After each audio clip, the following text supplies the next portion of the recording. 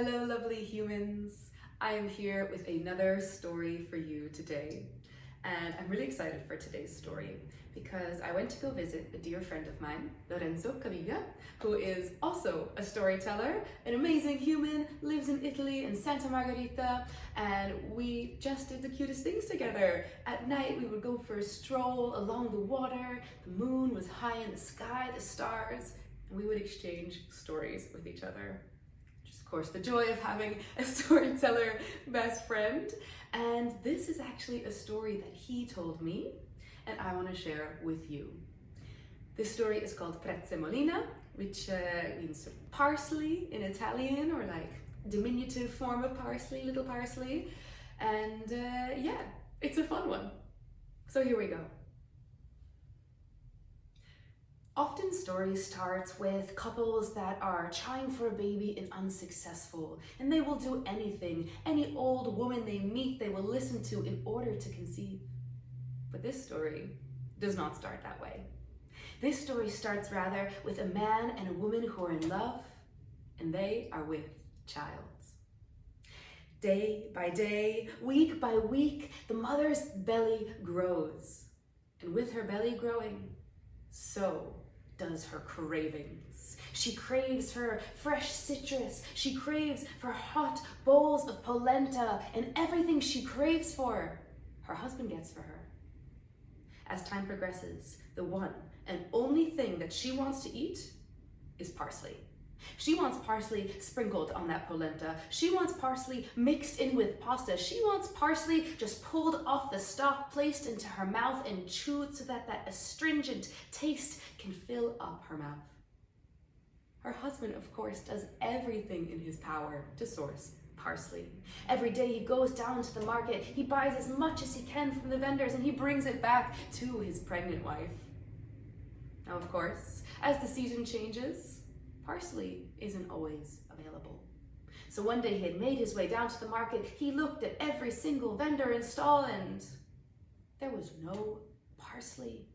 His heart dropped. Fear entered him. What would he do empty-handed arriving to his pregnant wife? So as he was walking home, glancing left and right, he saw a little hint of green peeking out from behind a large stone wall. He hopped up on a crate. He looked over. He peered into a garden. And there he saw, as if by magic, a fully lush, verdant garden there, deep in the fall, heading into winter. And there was a big plot of parsley growing fresh. He looked left. He looked right. And while he thought, I don't think anyone will mind if I take some, he took a step back to orient himself where he was, and wait, wasn't this the house in the garden of the witch sisters, the 3 witch sisters who lived there that no one dared enter for fear of punishment? Well, he had to get the parsley. He would do it quickly. He hopped the wall and into the garden. He went over to the parsley, and as quickly as he could, he gathered it up, he shoved it into his pockets, into his bags, and he hopped back over. He had glanced over his shoulders, but he didn't find anyone. And so he was able to make his way home to his wife, who he gave the parsley and who gladly ate it. Well, the next day, the same thing happened. He hopped over the wall, he gathered the parsley. This time, because no one had been spotted, he was a little bit more relaxed. And so it happened again. On the 3rd day, with a bit more ease even yet, he hopped in, he gathered some parsley, he checked to make sure there were no brown leaves, when all of a sudden, he felt a tap on his shoulder. There, behind him, were the 3 witch sisters. Their faces were gnarled, their form was hunched over, but there were big grins spreading across their face. Why, look what we have here! We found the thief of our parsley. Indeed we have. How shall we punish him? I think maybe we should eat him. No, please. I swear it's not even for me, the parsley. My wife, she's pregnant. The only thing she wants to eat is parsley. We want so dearly to bring our baby into the world, and I had to bring it for her. I'm sorry. What a story you tell us, your pregnant wife, eh? Yes, please, let me go, and I will do anything. I will give you anything that you ask for. you'll give us anything, said the witches. Well then, how about this? We will take pity on you. We will let you go free as long as you promise to us the first thing that gets put in your hands when you get home. The first thing that gets put in my hands when I get home. Maybe some dinner, or maybe something to mend. Of course, yes, you can have it. I will give you the first thing that gets put in my hands when I get home. Just let me go free. All right, we have a deal. The man left the garden. He hopped back over. He ran home. His heart was beating in his chest. But when he arrived to their cottage, there was a commotion. There were people inside. The curtains were drawn. And as he entered into their home, his wife had entered labor. She was there on the bed. She was heaving, and there were sounds filling the walls of their house. And immediately any thought of what happened before left, as he was present for the birth of his daughter into that world. Imagine his happiness, his joy, his ecstasy as his little baby girl was placed into his hands for the very first time. Mother was healthy, baby was healthy, and they spent a night in bliss and recovery there together in their cottage. Imagine the fear that entered his heart when there was a knock, knock, knock on the door the next morning. He went to answer it, and he opened it, and who should it be? But the three witches. We've come to collect our side of the bargain. What was the first thing placed in your hands when you arrived home last night? Oh my goodness. It was his baby, his little baby girl. Please, no, don't take her. I didn't realize what it meant. It is not for you to decide what we take or don't take. You agreed, and now we get to eat your baby. The wife, the mother who'd just given birth, sitting there from her bed, thinking quickly, said, wait, you don't want to take her just now. A baby's not that tasty. You want to wait until they get a bit older, and if you wait until she's 16, well, I have a good recipe I can give you of how to cook her best. A good recipe of how to cook her? Well, that sounds quite interesting. No one's ever offered us that before. And in fact, normally we just sort of boil them, and I think a little bit more taste would do. You know what? We'll take you up on your offer. We'll wait until she's 16 to eat her. But we're not going to leave her here with you. We can't trust you. We're taking her with us. And so it was. The three witches gathered up the newborn baby. They went on their way back to their cottage. And before they left, they asked, well, I guess we have to give her a name, won't we? We'll call her Prezzemolina, Parsley. So Parsley grew up there with the witches. In that beautiful, lush, verdant garden, she was able to run freely, play with the cat, make friends with the birds. She was able to learn from the witches their ways. Imagine being raised by three witches. And well, the witches, they were surprised themselves. What a joy to have a young, curious being running around in the garden, watching them inside the cottage as they boiled their cauldron, as they worked on their spells. But time passes, as it always does. And so it came to be that 16 years passed, and the day came where they were to eat Parsley, the girl. But how curious. We've grown to quite love her, I guess, or at least we enjoy her company. And now we need to eat her. What a conundrum. Well, we did say we would, so we probably should. Why don't we do this? We will set her a task, and if she should succeed, maybe we can let her go, and if not, well then, we have reason to eat her. Parsley had been playing out in the garden. They called to her, and she came inside. Parsley, you've now turned 16, and this is the time where we should be eating you. However, we want to give you a chance for living, and so we are going to go out to the market. If you can complete this task, well, maybe we'll spare you your life. With that, they took a jar filled with rice. They cast it in front of the fireplace into the ash. Separate all the grains of rice from the ash, put them back in this jar clean, and, well, you can live. Easy enough, huh? The witches left. Parsley was left in her home, absolutely panicking. The people that had raised her whole life, who she thought were her parents or mothers or, the kindly witches that took care of her, wanted to eat her? What the heck was going on? She was looking around. She went to pick up a piece of rice from in front of the hearth, and it was completely covered in ash. She couldn't do this. She was gonna die. She felt herself start to be overwhelmed by her emotion, when suddenly from out in the garden came in the cat. The cat said to her, in a voice, "Don't panic, I will help you. We've got this." And the cat ran back outside. He went to the birds with who he was friends. He was a nice cat. And he said, "We need to help Prezzemolina, little Parsley. She has to pick up all the rice, clean it from ash, and place it back in the jar. Will you aid us?" "Yes, we will." The birds flew into the house. They landed there in front of the hearth, each with their little beak, peck, peck, peck, picking up the rice, shake, shake, shaking off the ash, and placing it into the jar. And so after no time, there was the jar, filled with perfectly clean rice. The witches came home. They looked at the jar. "Well, I guess you're not as silly as we thought you might have been. Nonetheless, we'll give you one more task." The next day came. They woke up. There they stood inside the cottage. They said, "This time, we are going to make you separate oil from water." In front of them was a large bucket of water. They poured in a large glug of oil. "Make sure that none of it remains mixed."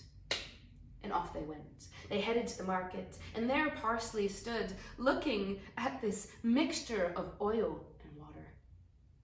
She tried to pick it up with her hands. It just ran through her fingers, and she looked around, starting to panic. Surely she couldn't do this.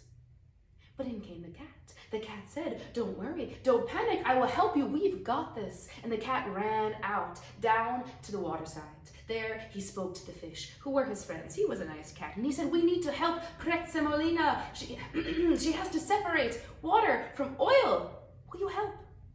"Yes, we will," said the fish. And the cat picked up a couple fish, placed gently inside of his mouth, ran back to the cottage of the witches, and there he dropped the fish into the water and oil.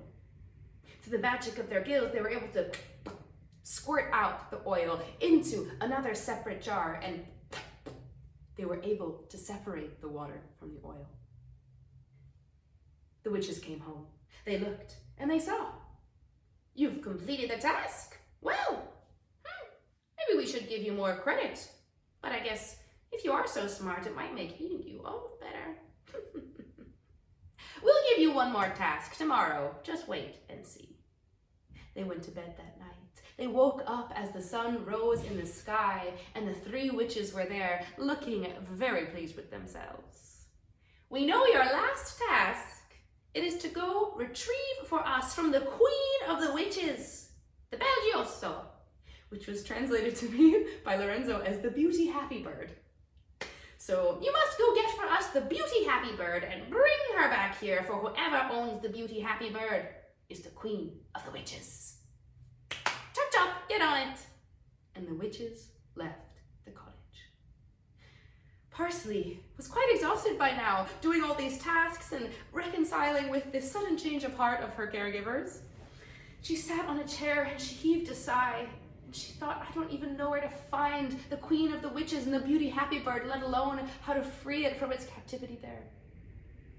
But the cat who was kind and nice, came in and began to speak to her. He said, "Do not worry, we've got this. I will help you. Take these 3 objects. First, take butter. Then take bread, and take with you a mortar and pestle. This is all you will need to find success on your quest. I trust you, and you'll know when to use them. Don't worry."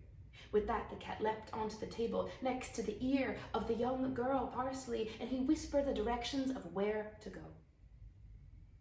She packed herself a bag. She brought her butter, her bread, her mortar and pestle. She brought something for her to eat along the road, and well, she set off. What else could she do? And so she left that small town that she grew up in. She followed the instructions, heading far along a dirt road, through the forest, through the mountains, until she came to the castle of the Queen of the Witches. It was a looming, impending sort of place. There was a giant wrought iron gate in front, and as she went to approach it, trying to push it, hinges began to squeak. Well, this wouldn't do, would it? How would she be able to enter unheard if the whole gate just squeaked after her?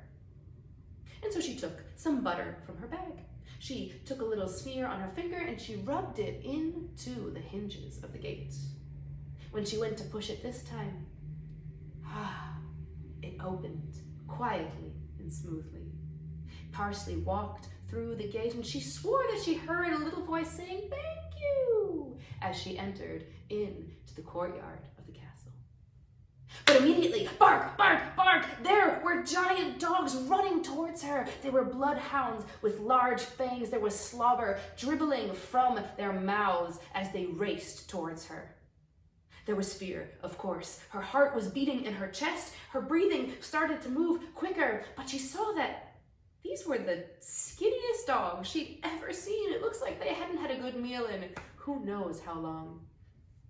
And even in her fear and afraidness, well, she felt sorry for them. So quickly, without thinking, she reached into her bag. She pulled out the bread, that beautiful loaf of bread that she thought she'd brought. She broke it into pieces and she cast it on the ground in front of her. Immediately, the dogs switched their track and they went for the bread. Yum, yum, yum, yum, yum, yum, yum. They ate up the bread. They licked the slobber from their lips and they sat down and they let Parsley pass by.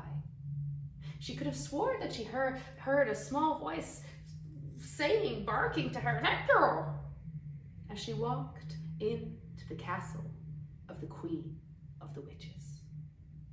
It was entirely quiet.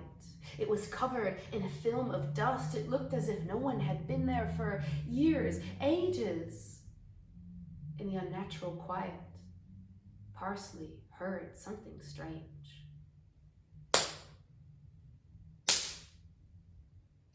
It was this rhythmic, pounding sound, and Parsley couldn't make head or tails of it. But she decided she needed to go figure out what it was. She followed the sound through that inner chamber, the creaking of the floor, the paintings on the walls, the grand staircase leading up, but she did not go up. She went around and down into the kitchens.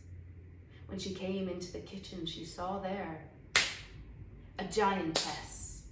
The largest woman she'd ever seen was there at the counter, and she was slamming her fist into a bowl of pesto.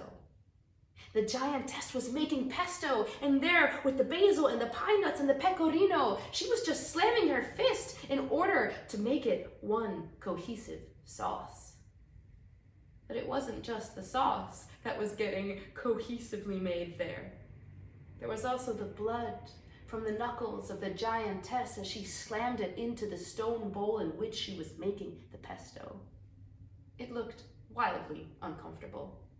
And so Parsley, looking around, decided to pull from her bag the mortar and pestle that she brought. She tapped on the giant's shoulder. She pushed the mortar and pestle towards her before the surprise could take over the giantess's face. What was this little woman doing there? But she saw this beautiful contraption. She scooped the pesto that was being made into the mortar and pestle. She began to turn it, and well, this was a much easier way to make it. The giantess just pointed to a door behind her and smiled. And Parsley swore that she heard a little whisper of thank you. Parsley made her way out from the kitchen in the direction that she'd been pointed. She went up a staircase, and there she came to a grand room. And inside the grand room, there was a golden cage. Inside the golden cage, there was the beauty happy bird, the Belgioso. Looking around, Parsley was surprised that she hadn't run into the Queen of the Witches herself, but she just opened the cage. She took out the beauty happy bird. The beauty happy bird, joyous at being rescued from its captivity, began to sing, tweet, tweet, tweet. And with that, the Queen of the Witches knew someone was in her house. "I'm coming for you. You will not be able to escape." And Parsley, gathering the bird close, began to run. She ran back through the kitchen. She ran out to the front door. She ran into the courtyard as the Queen of the Witches said, "Giantess! Giantess, stop that girl!" But the giantess said, "Well, she gave me a mortar and pestle. I'm quite thankful. I will not stop her." And so Parsley kept running. She was running now through the outer courtyard. "Dogs! Guard dogs! Get her!" But the dog said, "She fed us bread. We were so hungry, and she helped us. We do not wish to stop her." And so Parsley kept running there towards the gate as the queen of the witches cried out using her magic, "Gates, gates, shut yourself, trap that girl in." But the gates, they just whispered quietly, "No, we think we won't. She oiled our hinges." They were quite grateful. And so Parsley ran free. She ran out from the gate, and as soon as she left the gate, holding the Belgioso, the beauty happy bird, well, the power of the queen of the witches dissipated, and she just turned to dust. Parsley kept running. She ran and she ran as fast as she could, all the way home, back through the mountains, back through the forest, along that dirt road to the cottage where she had grown up. Her heart was beating in her chest as she entered. What was going to happen when she gave this to the three witches? But she walked in the door, and there were no witches to be found. In fact, there was just a beautiful young man. He stepped forward. He put his hand on her shoulder and he said, "It's me, the cat. The witches had placed a curse on me. I am rather a prince, and I am yours if you want me. As soon as you took the beauty happy bird, the power of the witches dispersed. They are dead, and now you are the queen of the witches."